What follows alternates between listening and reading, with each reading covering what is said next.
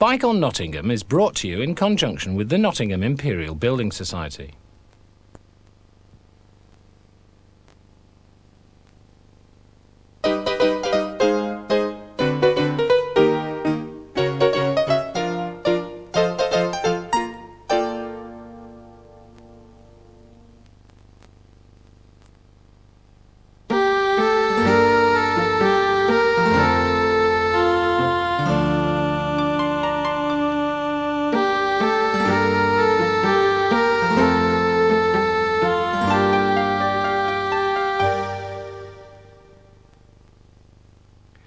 Hello, my name's Andrew David.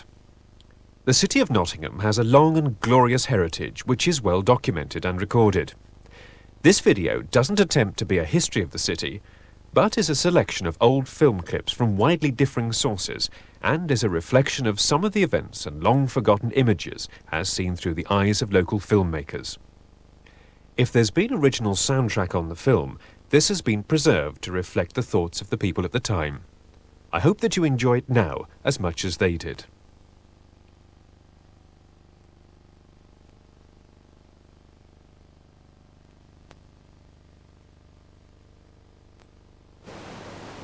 The Old Market Square is an open space of 5 1/4 acres in the middle of Nottingham, where for centuries the market and Goose Fair were held.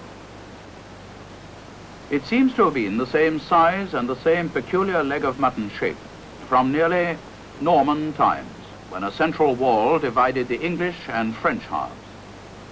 The open market was, in 1928, thought to be one of the largest in the country.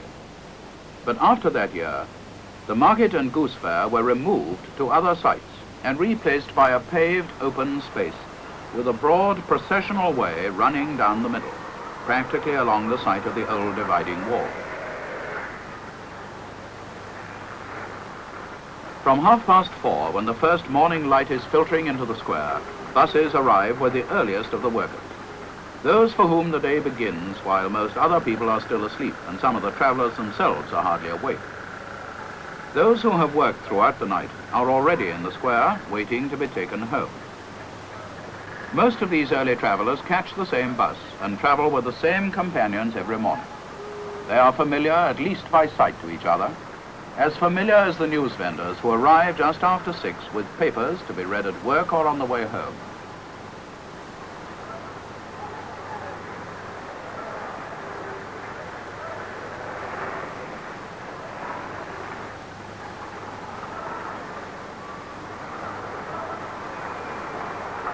Familiar too is the postman, starting on his round of the business houses. And even more familiar are the many people whose job it is to clean, scrub and polish away all traces of yesterday before the sun climbs above the dome of the council house to flood the square with light.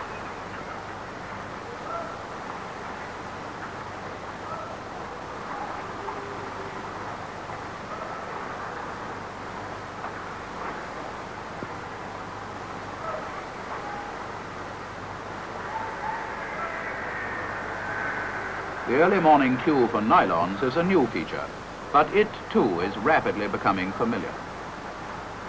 At 7:45, the first chimes of the day are heard from the council house clock, which has been silent all night. At 7:45 too, the transport canteen arrives, and the bus crews, conscious of having set the wheels of the city turning, can relax and refresh themselves before going back to deal with the growing tide of passengers. For the buses continue to bring in load after load.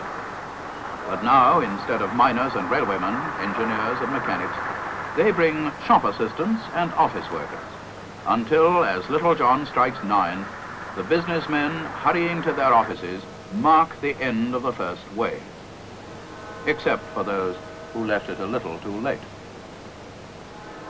The square is now given over to the business of the day, and the flow of people, though now less urgent than earlier, is nonetheless steady.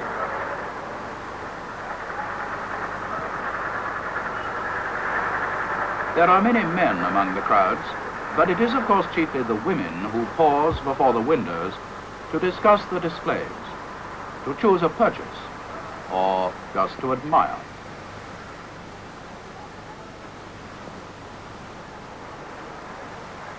And although children like the square, the crowded pavements are not much fun.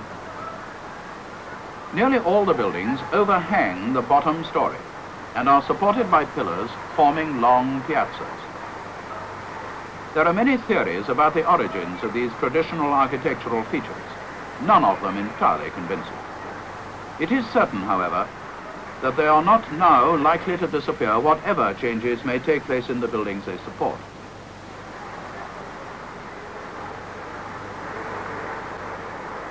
Apart from those who come to shop, there is all day and every day a ceaseless flow of traffic and people through and around the square. For much of the business of Nottingham is conducted within easy reach of the city centre.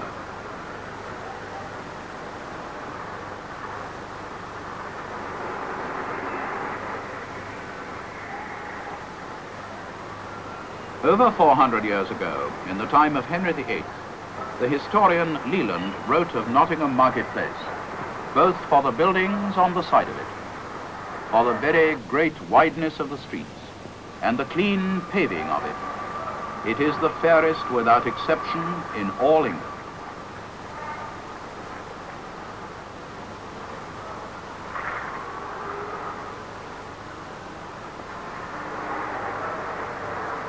As the afternoon wears on, the crowds grow thicker and slow down into queues. The workers from factories, offices and shops have begun to make their way home again. Between 5 and 6 o'clock each evening, over 25,000 passengers are transported from the square to Mapperley, Beeston, Basford and Carlton, to Lenton, Radford, Snainton and Arnold, to Trent Bridge and West Bridgeford, to Dunkirk and Hyson Green and all the other thickly populated districts of Nottingham and its suburbs, which even at the beginning of the last century were country villages, sending produce and not people to this marketplace.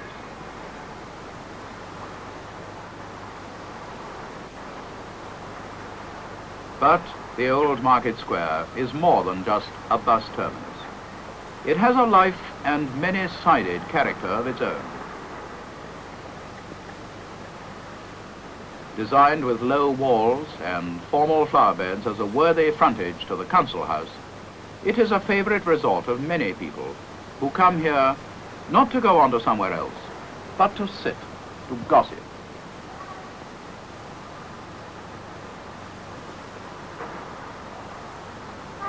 To study their fellows, or to remember old times.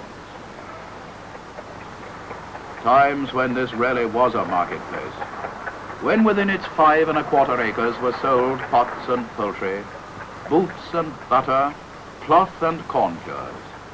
Times when the square and the neighbouring streets were filled with the booths and roundabouts of the great Goose Fair.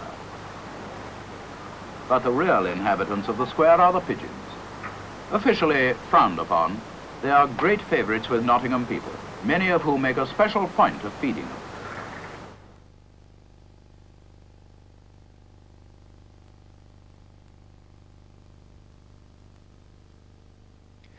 The Goose Fair has long been a highlight in the Nottingham calendar, with its roots dating back to at least 1284.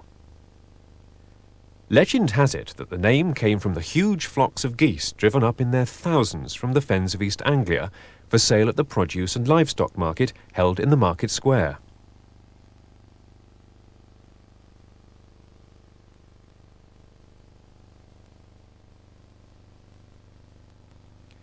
A common feature in the 1920s were wild animals, these days only to be seen in zoos. And here a young boy experiences firsthand feeding a bear cub.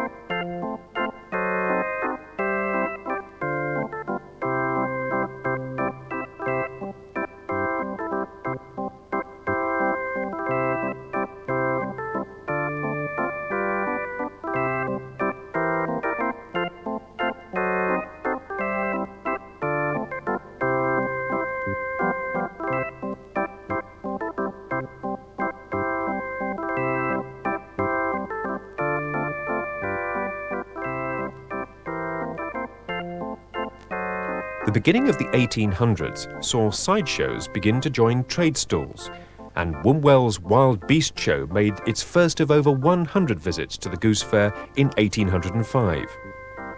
The Goose Fair was held in the Market Square until 1927, and despite 12,000 people attending a public protest meeting the Sunday before the last fair, it was moved to the forest site along Gregory Boulevard in 1928. The changing face of the Goose Fair had started. However, magistrates banned merry-go-rounds in 1813, describing them as disgraceful and dangerous machines. Since then, many newcomers arrived, including a hand-turned roundabout in 1855 and dodgems in 1929.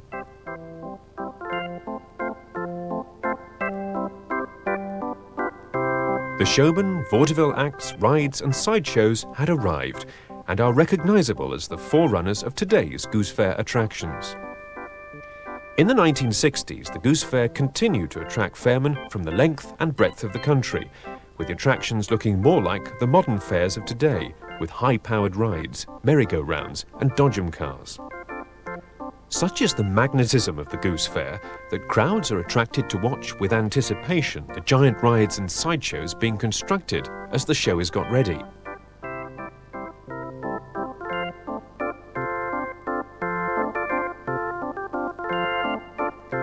On the first day, the Goose Fair is officially opened at noon. The Chief Executive and Town Clerk read the proclamation in the presence of the Sheriff of Nottingham and other civic dignitaries. The Lord Mayor then rings a pair of silver bells to signify that the fair is open.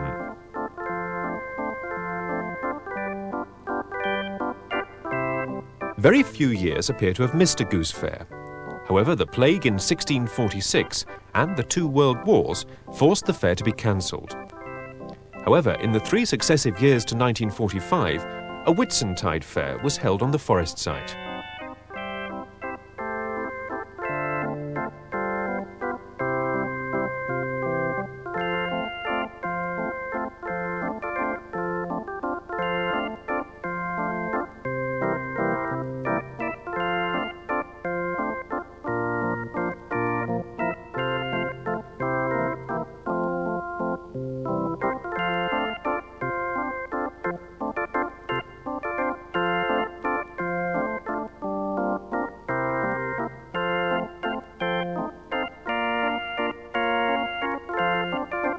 Many of the attractions seen here in the 1960s feature the showmen who started around the turn of the century and are still providing enjoyment for all the family at the Goose Fairs of today. People still fish for plastic ducks, although the prices and safety standards are a little higher at today's fair.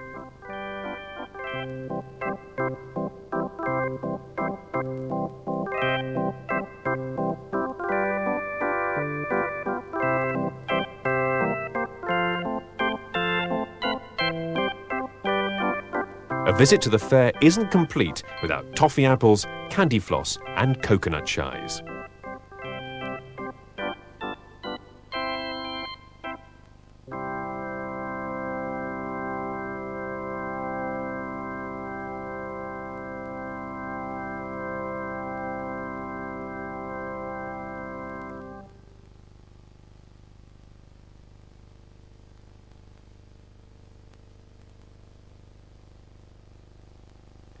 The people of Nottingham need little excuse for getting into a celebratory mood.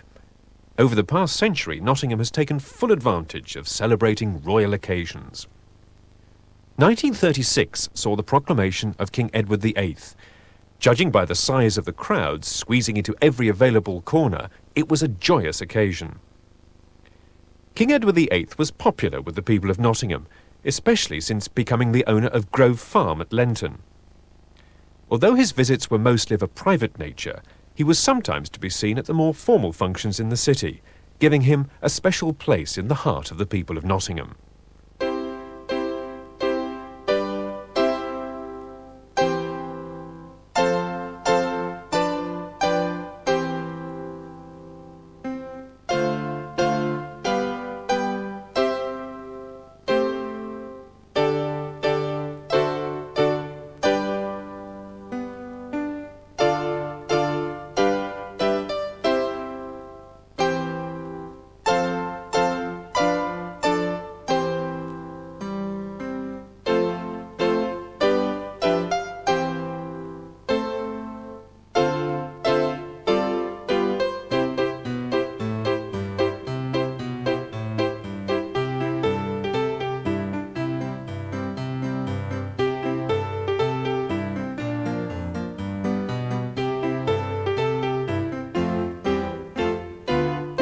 Even though King Edward's reign was short due to his abdication, King George VI was given an electric welcome for his coronation by the city of Nottingham.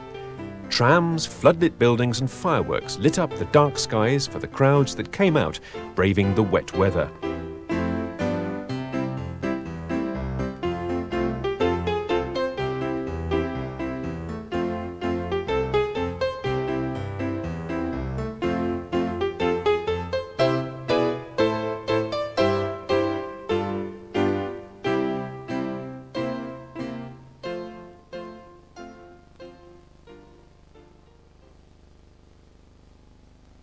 The coronation of Queen Elizabeth II in 1953 lifted the spirits of the entire country after the years of post-war rationing.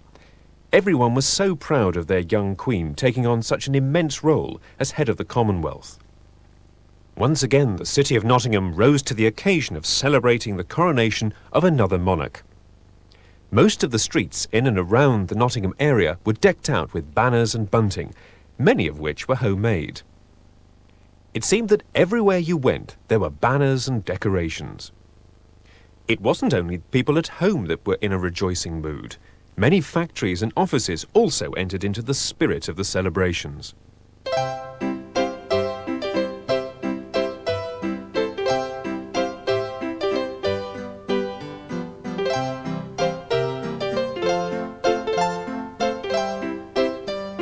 Shop fronts and windows were bursting with royal regalia.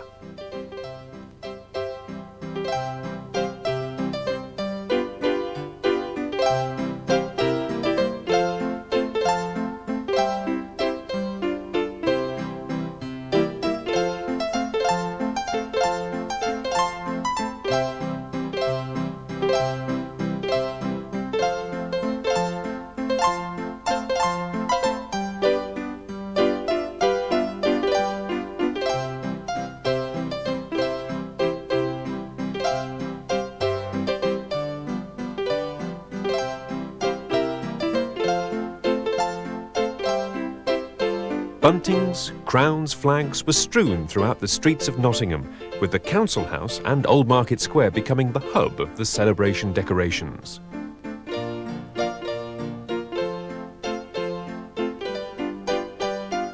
On the 1st of June, the eve of the coronation, the youth of Nottingham staged their own event in celebration of the new Queen.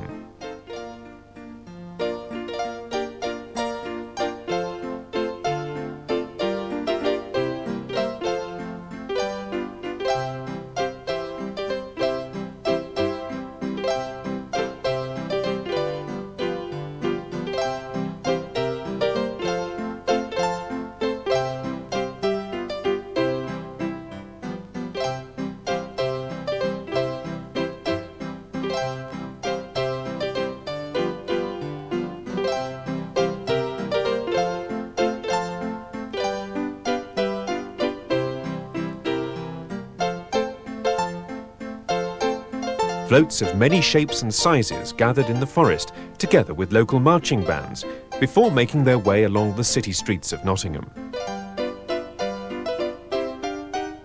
Throughout the lead-up to the coronation on June 2nd, 1953, many formal events were staged. Here we see a civic service held at St Mary's Church. It was attended by many local dignitaries, including the Chief Constable, the Sheriff and the Lord Mayor, as well as the aldermen and other council members.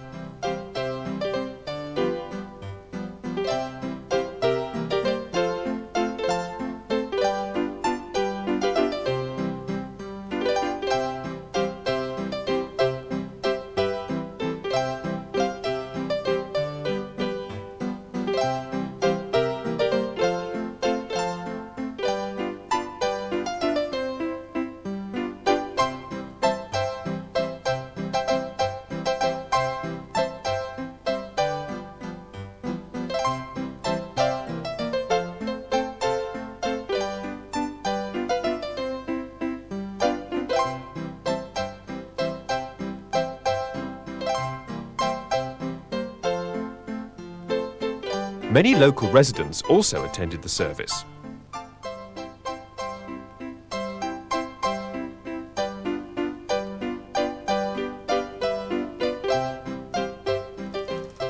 On Coronation Day, crowds gathered to watch the South Nottingham Hussars send a gun-fired salute to the Queen on Castle Green.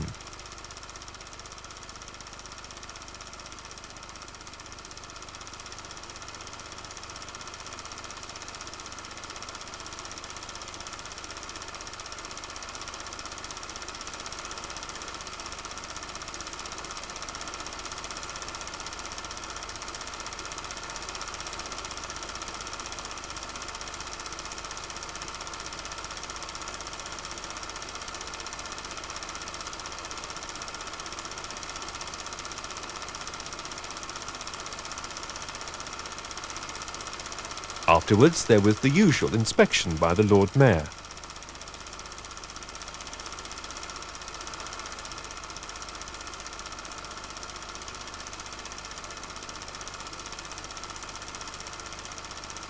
For the children of Nottingham, it was an occasion of great merriment. Many events were organised to entertain the children.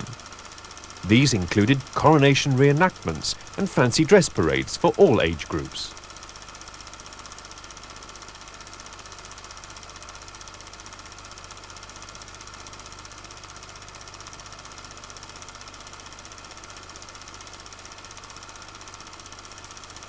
They were followed by the well-deserved tea parties.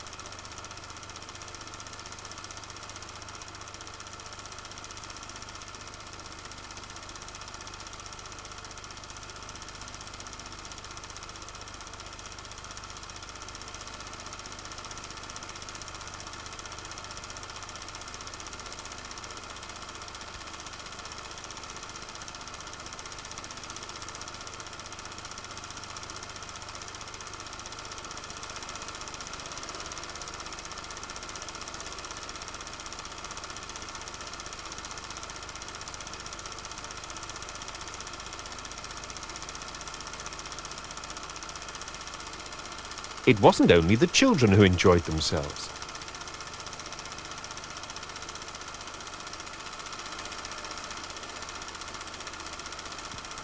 A number of children were presented with commemoration gifts, including mugs and Nottingham lace.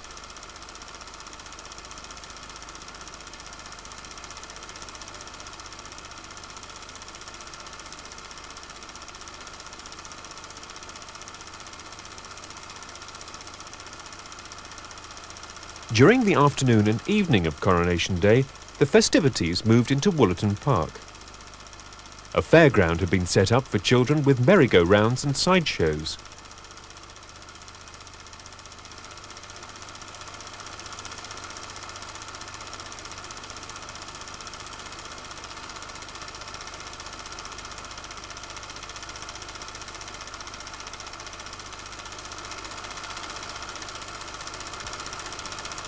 The Nottingham Round Table organised a balloon race. The Old Time Cinema showed films starring Lupino Lane, Charlie Chaplin and Felix the Cat. And despite the windy weather, a truly memorable day was had by all.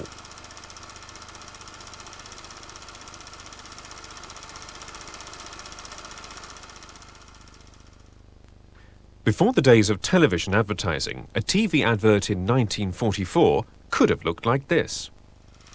Having problems with the car?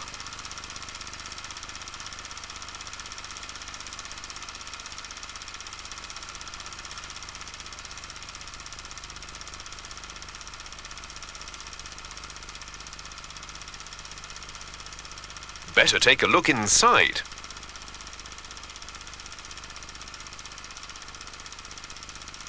Careful, don't touch that engine, it's hot. Looks like a job for the professionals. Time to ring the experts, Trumans of Nottingham, the automobile engineers. That didn't take too long.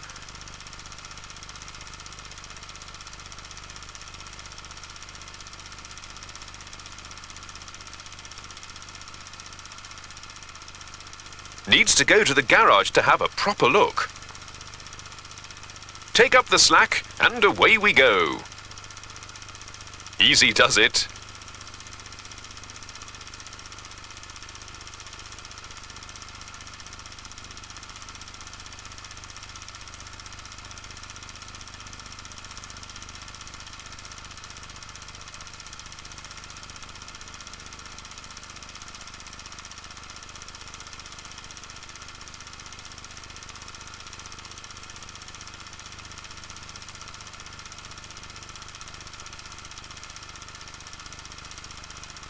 Need to take a look underneath.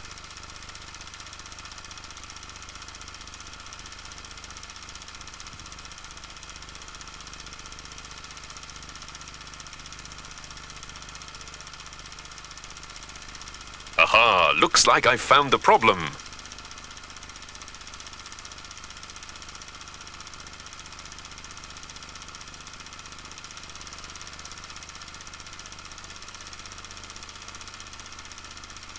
What do you think, boss?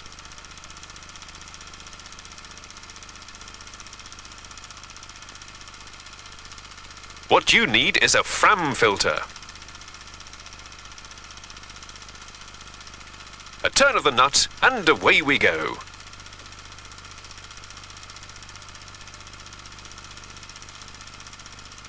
A job well done.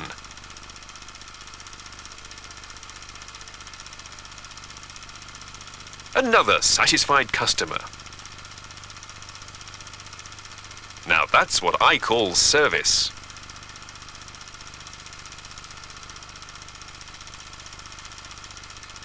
Come to Trumans, where you'll be well looked after.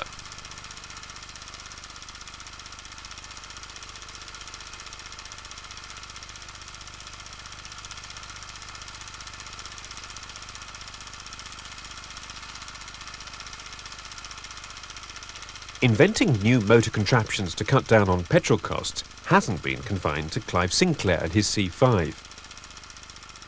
Riley, the renowned motorbike and car manufacturer, had such ideas back in the 40s. This tandem motor tricycle failed to catch on, despite the thrills of open-air motoring.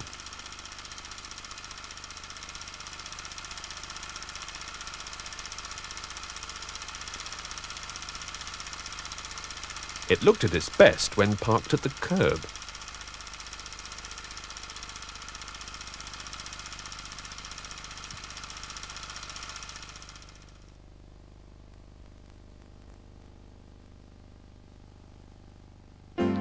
On the 27th of July 1929, the new Municipal Airdrome at Tollerton was opened. Regarded as one of the finest landing grounds in the country, it was the scene of many pre-war air pageants enjoyed by thousands.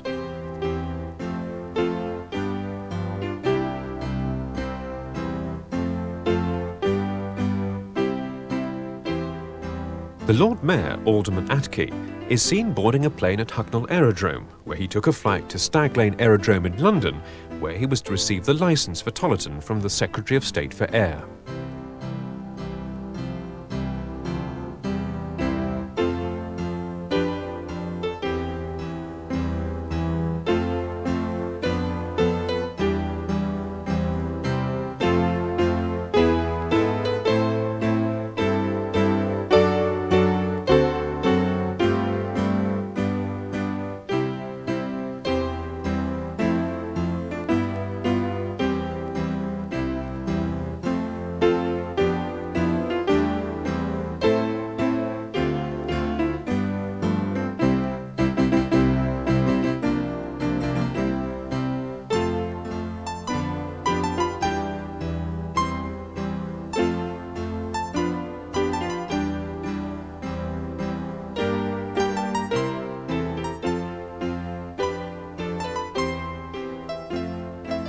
By the 1960s, Tollerton was a thriving airfield, large enough to stage an air show with such attractions as a Supermarine Spitfire, one of the few remaining Spitfires that flew in the Battle of Britain.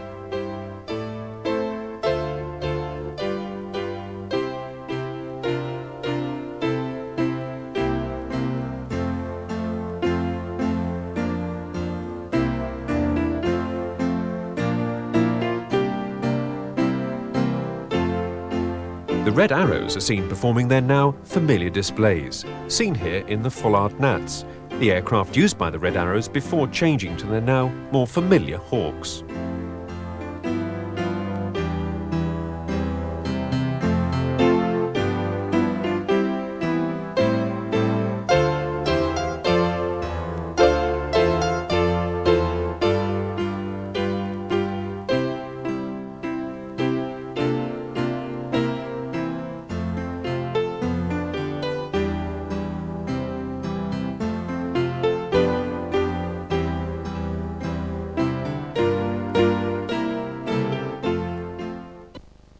In this next section, we take a musical look at the familiar sights of Nottingham of the 1960s. Some of these sights are still here. And maybe you too have old cine film in your attics and cupboards about Nottingham, which could be used in later Bygone films. If so, please call the number shown at the end of the film.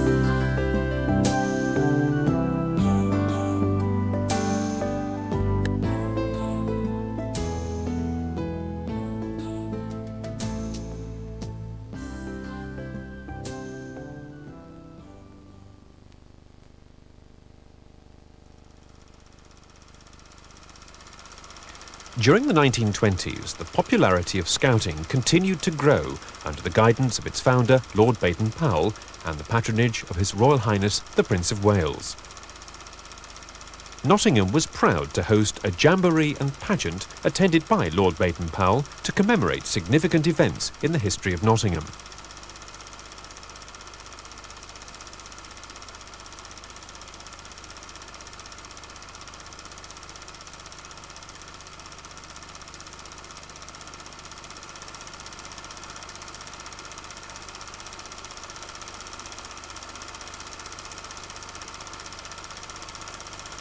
Scout troops from around Nottinghamshire recalled such events as the establishment of a castle at Nottingham, not the existing one, following the Norman conquest.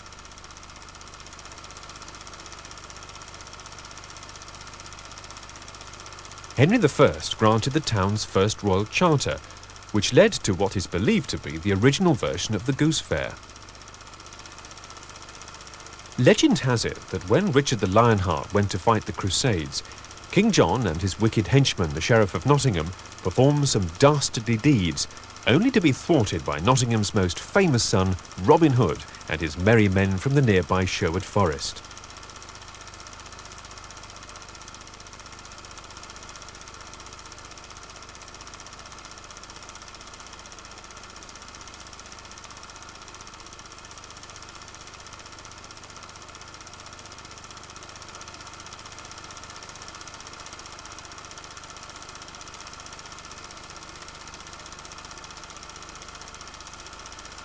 In the English Civil War, Nottingham was the scene of fierce fighting between King Charles's Cavaliers and Cromwell's Roundheads.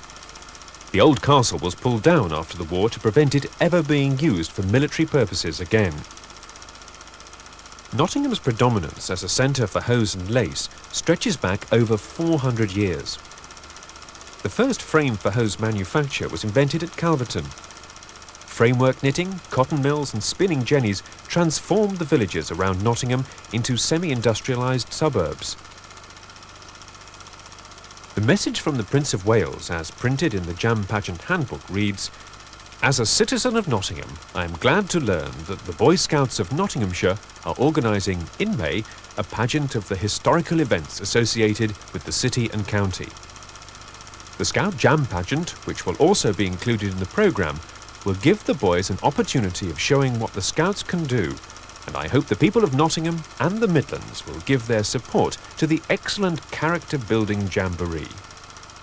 I have been glad to give my name as patron of the historical Jam Pageant, and I wish it all success."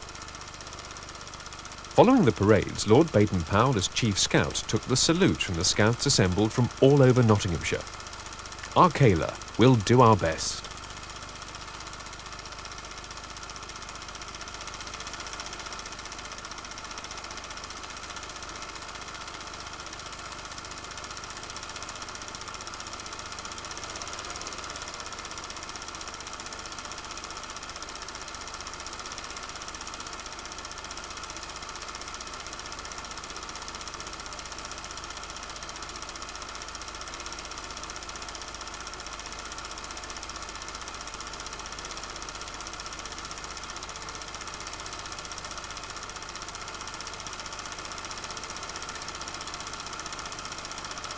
After the formalities, the fun began, although it's not known if there was a Scout badge for lassoing.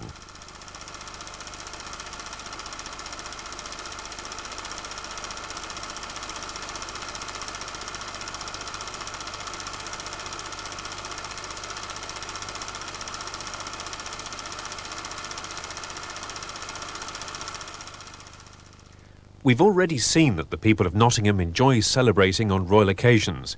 However, when the royal family pay a visit to the city, the flags really do come out.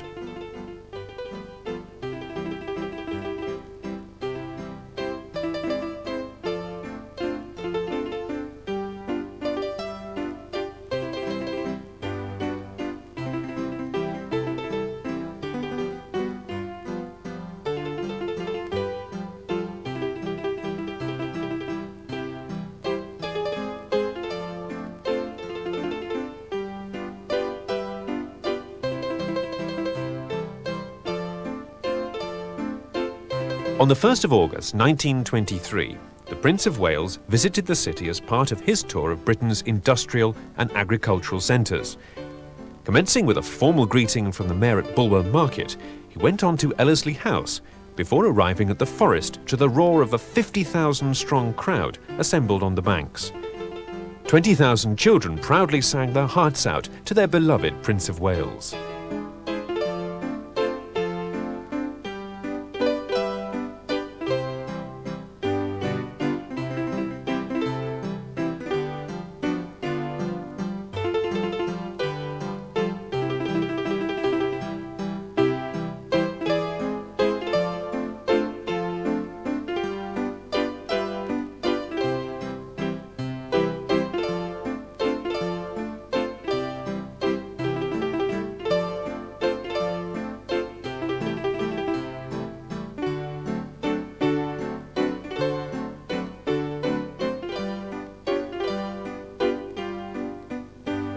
Nine years has passed since the city had had a royal visit, but they still knew how to decorate the streets and buildings.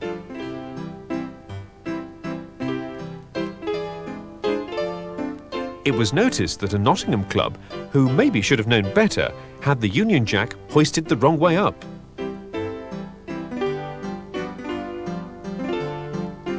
This visit was one of many made by the Prince to the city, and was at the beginning of a warm relationship between the Prince and the people of Nottingham.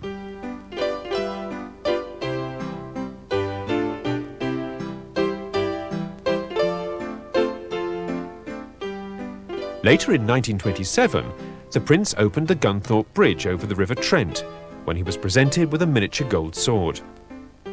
This sword, together with a photograph of the opening, can now be seen in the Paris house of the late Duke and Duchess of Windsor, set up as a monument to the couple.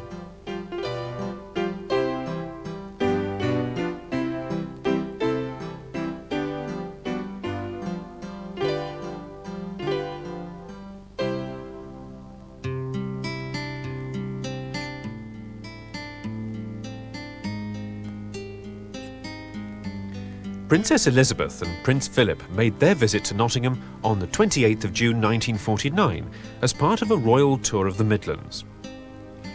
This was to also coincide with the celebrations of the 500th anniversary of the granting of the Charter by King Henry VI in 1449, giving Nottingham the status of county and the privilege of self-government.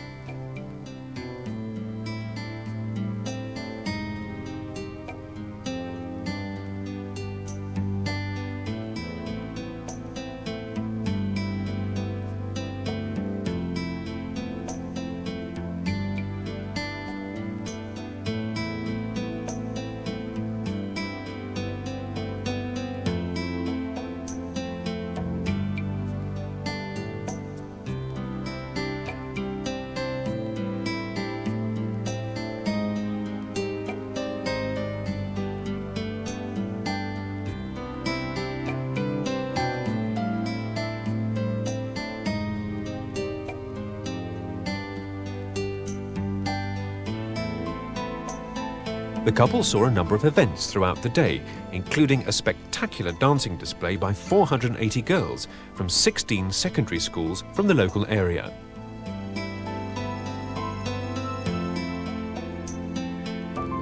As part of the Silver Jubilee celebrations in 1977, Queen Elizabeth II and Prince Philip visited Nottingham on Thursday, the 28th of July.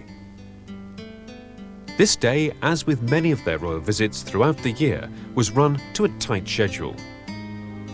Starting their day in Derby, the royal party travelled to the Trent Bridge cricket ground where the England versus Australia Test match was taking place. Here the Queen took tea with both teams. It's believed this was the first time the sovereign had met with teams outside Lord's. Everything was red, white and blue, and street parties and fancy dress parades were the order of the day. The royal couple, in commemoration of their visit, were presented by the City of Nottingham with a silver coffee set for use on the royal train.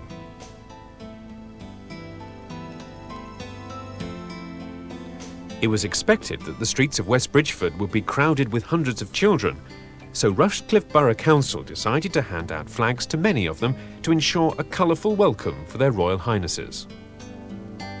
To the delight of the crowd, the couple could be easily seen by all in the Royal Rolls-Royce, which had been specially designed with a large glass top.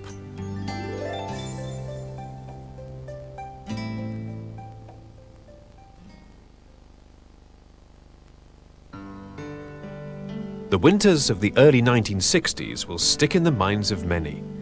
In the year that saw a section of the River Thames freeze over, so did the pond at Vernon Park and the University Lake, allowing the rare occurrence of ice skating.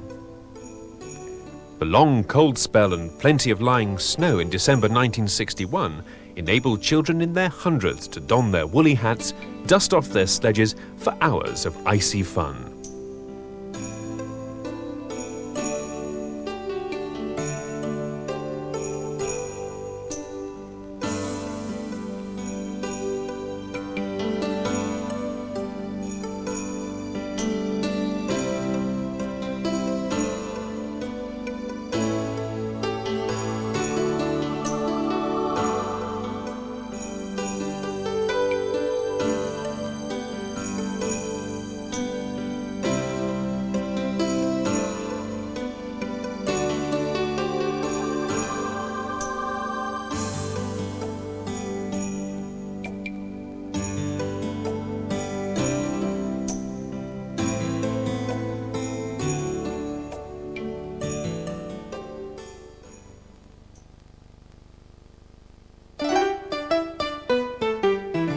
In the same vein as the famous film featuring the train journey from London to Brighton in 10 minutes, We see here a motorcar version from Beeston to the Midland Station in around 2 minutes.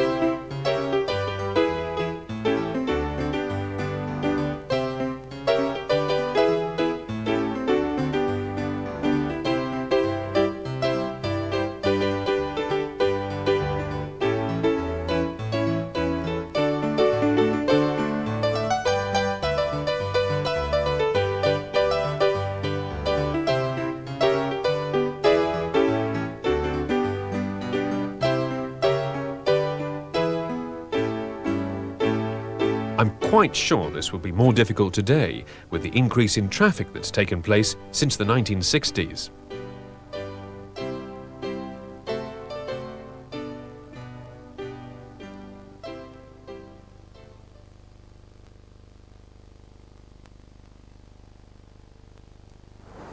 At the eastern end of the square stands the Council House, designed by Cecil Hyde and opened in May 1929. Once the subject of much controversy, it is now a familiar and comfortable landmark whose impressive beauty dominates the city centre. At the rear of the building is a fine shopping arcade modelled on the arcade in Milan. The dome, which rises to a height of 202 feet above the pavement, has 4 groups of statuary around the base: sceptre and book, civic law, the launching of a boat, commerce, knowledge, a woman holding a globe, and prosperity shown by a mother and child group. The front of the Council House is flanked by 2 large statues of lions, designed by Joseph Else.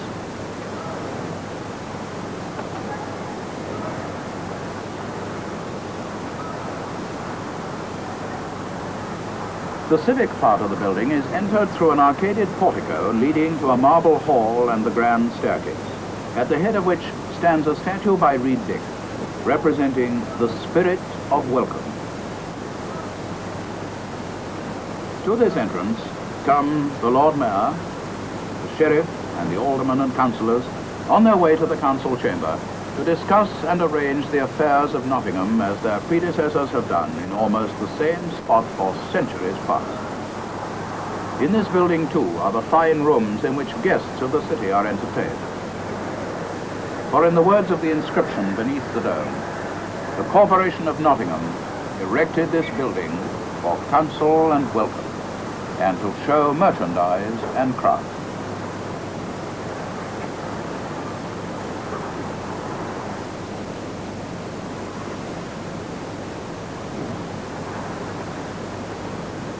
And while the formal debates on civic affairs take place within the council house, the old market square provides a forum for the free expression of all shades of opinion, both religious and political. Sure.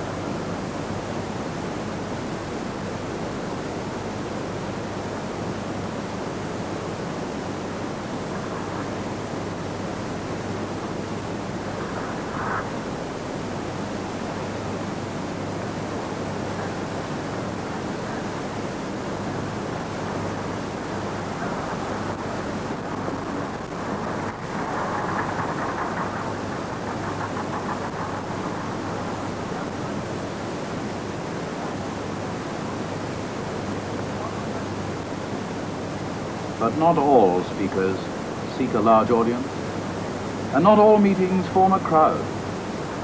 For the old marketplace is also a place of gaiety and laughter for young people who use the processional way for a parade, and the lions as a rendezvous.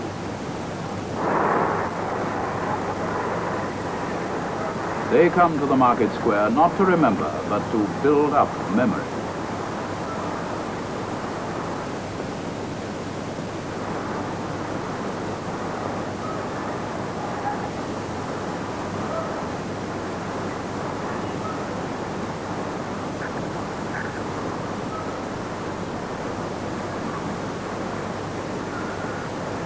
The rays of the setting sun glint down Chapel Bar, and the lights of signs and windows come on, one by one.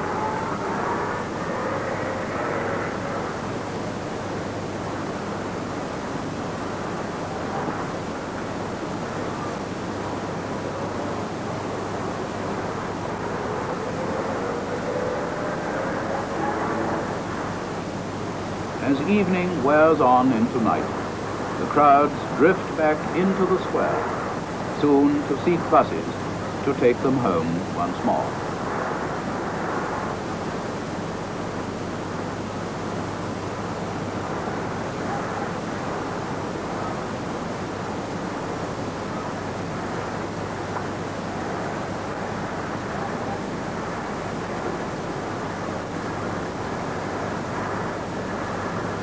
As the minutes go by, people hurry from cinema and theatre, for soon Little John, before falling silent for the night, will strike 11. The last buses will pull out, leaving the square with the lions, the pigeons, and the great, bright clock face.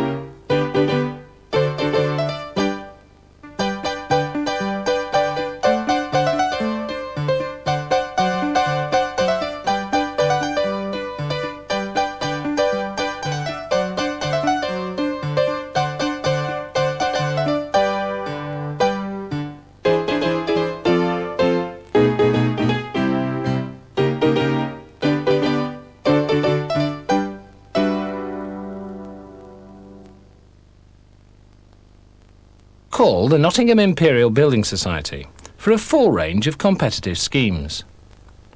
Mortgages, remortgages, house insurance, investment accounts. Call free on 0500 340 566 for a free no-obligation consultation. Our experts are here to help you.